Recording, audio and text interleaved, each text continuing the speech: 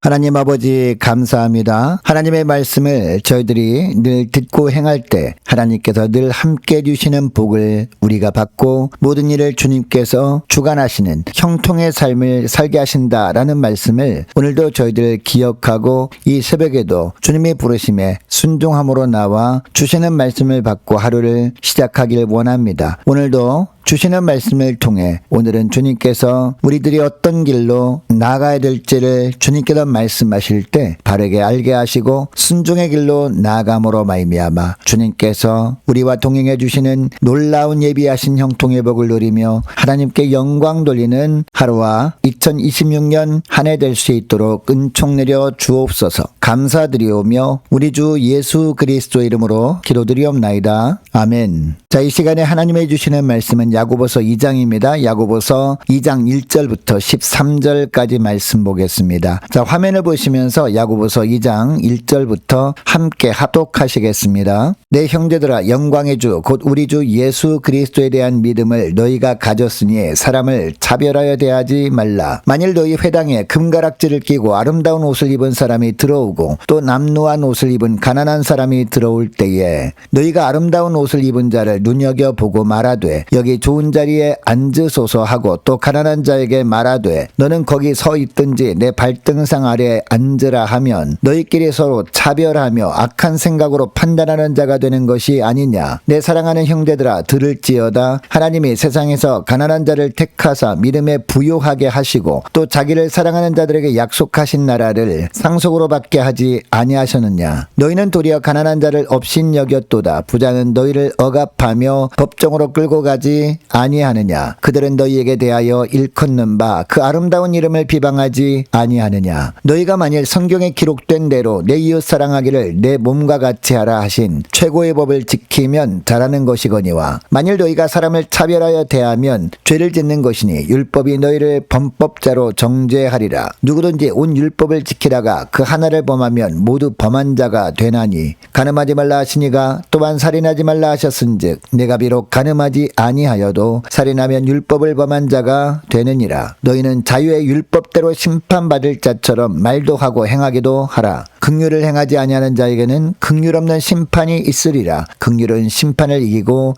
자랑하느니라. 아멘. 여러분, 이 땅에 있는 모든 피조물들 가운데 가장 연약하고 가장 불완전한 존재가 바로 사람입니다. 유일하게 판단을 하는 존재이기 때문입니다. 교회 안에서 일어나는 크고 작은 문제들도 보면 대부분 상대방에 대한 판단 때문에 생기는 경우가 많습니다. 여러분, 교회는 주님의 몸입니다. 그래서 주님은 교회가 한 몸으로서 연합하길 원하시는데 이 연합을 깨는 것이 바로 판단하는 것입니다. 교회 안에서 판단하는 것 때문에 남을 함부로 차별하게 되고 교회의 은혜가 메말라 버리는 겁니다. 그래서 주님은 1절 하반절에서 사람을 차별하여 대하지 말라라고 하시는 겁니다. 내 생각으로 사람을 함부로 판단하고 차별하지 말라는 겁니다. 여러분, 오늘 새벽에 이 말씀을 우리에게 주시는 이유가 무엇일까요? 올 한 해 동안 믿음으로 승리할 수 있는 비결 중에 하나가 이것이라는 겁니다. 내 생각으로 판단하지 않는 것, 이것이 승리의 열쇠라는 겁니다. 여러분, 야고보 사도는 당시 예루살렘 교회의 지도자였습니다. 그래서 지도자 입장에서 교회를 살펴보니까 성도들 간에 이처럼 사람을 보면서 자기 생각대로 판단함으로 말미암아 교회가 교회답지 못한 모습이 있었던 것 같습니다. 자, 2절 3절에 보면 당시 야고보 사도가 지도자로 있었던 예루살렘 교회에 부유한 사람과 가난한 사람이 공존했습니다. 2절에 보면 가락지를 끼고 아름다운 옷을 입은 사람이 나오는데 가락지와 아름다운 옷은 당시 사회적으로 상류층 신분이라는 것과 경제적인 부유함을 상징하는 것들이었습니다. 반면에 남루한 옷을 입은 가난한 사람은 사회적으로 하층민임을 나타내는 모습이었습니다. 그런데 이 두 그룹 사람들이 거의 동시에 교회에 온 겁니다. 문제는 교회 성도들이 상류층처럼 보이는 사람들은 반기고 하층민으로 보이는 사람들은 무시하고 배척한 겁니다. 상류층으로 보이는 사람들에게는 극진히 대접합니다. 좋은 자리로 인도합니다. 불편함이 없도록 최선을 다해 섬겨줍니다. 반면에 하층민으로 보이는 사람에게는 3절 하반절에 보니까 거기 서 있든지 내 발등상 아래에 앉으라 라고 합니다. 이것을 야고보 사도가 유심히 보아두었다가 9절에서 이렇게 하는 것은 사람을 함부로 판단하고 차별하는 죄를 짓는 것이라고 하고 있습니다. 그리고 9절 하반절에 보면 율법이 너희를 범법자로 정죄하리라 라고 합니다. 또한 마태복음 7장 1절 2절에 보면요, 주님도 친히 말씀하십니다. 비판을 받지 않으려거든 비판하지 말라. 너희가 비판하는 그 비판으로 너희가 비판을 받을 것이요 너희가 헤아리는 그 헤아림으로 너희가 헤아림을 받을 것이니라 라고 합니다. 여러분, 이 구절에서 비판하다 라는 단어는 판단하여 비판하다 라는 의미입니다. 그러니까 이 마태복음 7장 1절 2절 말씀을 다시 보면 판단을 받지 아니하려거든 판단하지 말라. 너희가 판단하는 그 판단으로 너희가 판단을 받을 것이요 너희가 헤아리는 그 헤아림으로 너희가 헤아림을 받을 것이니라 라고 할 수 있습니다. 누군가를 내 기준으로 판단하고 차별하게 되면 결국 언젠가는 우리 자신도 차별을 받게 될 것이고 결국 하나님 앞에 섰을 때도 하나님으로부터 판단을 받을 뿐 아니라 차별을 받게 될 수 있다라는 겁니다. 그러므로 우리가 장차 하나님 앞에 갔을 때 판단을 받지 않고 차별을 받지 않으려면 어떻게 해야 할까요? 우리도 다른 사람들을 함부로 판단하고 차별하지 말아야 한다는 겁니다. 그러나 우리는 우리 자신도 모르게 실수할 수 있는 연약한 존재들입니다. 그러므로 우리가 다른 사람을 판단하고 차별하지 않기 위해서 어떻게 할까요? 오직 하나님 한 분만을 바라보는 겁니다. 그리고 항상 하나님의 시각으로 판단하는 겁니다. 이처럼 우리 서로가 하나님의 시각으로 판단할 때 차별하지 않게 되어서 부딪힐 일도 없게 되는 겁니다. 여러분, 우리가 교회 안에서 사람을 판단하는 궁극적인 이유가 무엇일까요?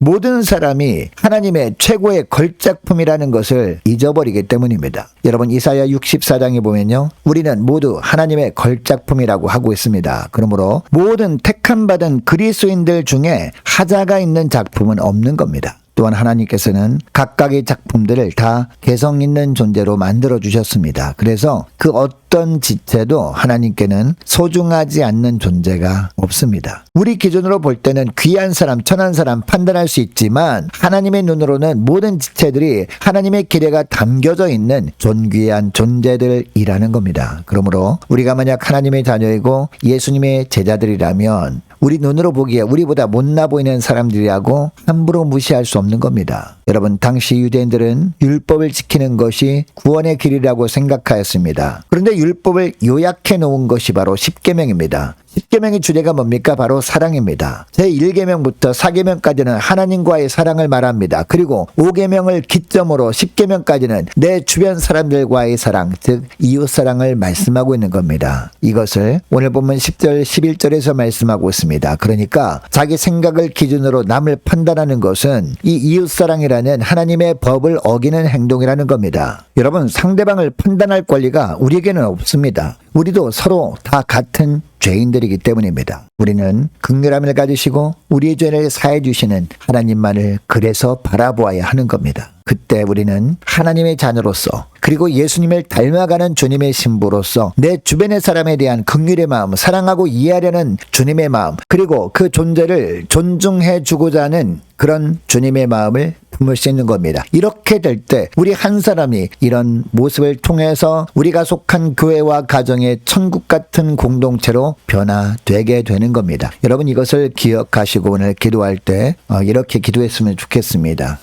하나님께서 사랑하고 섬기라고 허락하신 지체들을 저희들의 기준으로 판단함으로 차별하지 않고 주님의 눈으로 그들을 바라보고 섬기며 서로 사랑하며 사는 복된 하루와 2026년 한 해가 되게 하옵소서. 간절히 기도하는 이 새벽 될 수 있기를 원합니다. 계속해서 기도하기를 원하는 것은 오늘 수요일입니다. 오늘 저녁에 쓸 수요 예배를 위해서 함께 기도하기를 원하고 각 구역 식구들과 자녀들을 한 해 동안 선한 길로 인도해 주옵소서. 또한 저희들도 선한 길로 올 한 해 동안 주님께서 인도해 주옵소서. 함께 기도하기를 원합니다. 올해 남녀 전도회 청년부 임력원들을 위해서 또한 교회 재정을 위해서 함께 기도하기를 원하고 유초등부 중고등부 청년부를 위해서 남녀 전도회와 각 구역을 위해서 함께 기도하길 원합니다. 또 많은 환우들이 있습니다. 환우들 위해서 기도해 주시기 바랍니다. 특별히 임광빈 목사님, 이방균 성도님 아버님, 정혜성 집사님 부부 빠른 회복을 위해서 함께 기도하길 원하고 취업을 앞둔 청년들을 위해서 선교사님들 가정들과 나라와 민족을 지켜 주옵소서. 함께 기도하길 원하고 우리 교회 앞날도 주님 보시기에 가장 합당한 길로 선한 길로 인도해 주옵소서. 함께 기도하길 원하고 저와 여러분이 가지고 나온 기도 제목을 놓고 이 시간에 함께 기도하기를 원합니다. 기도하겠습니다.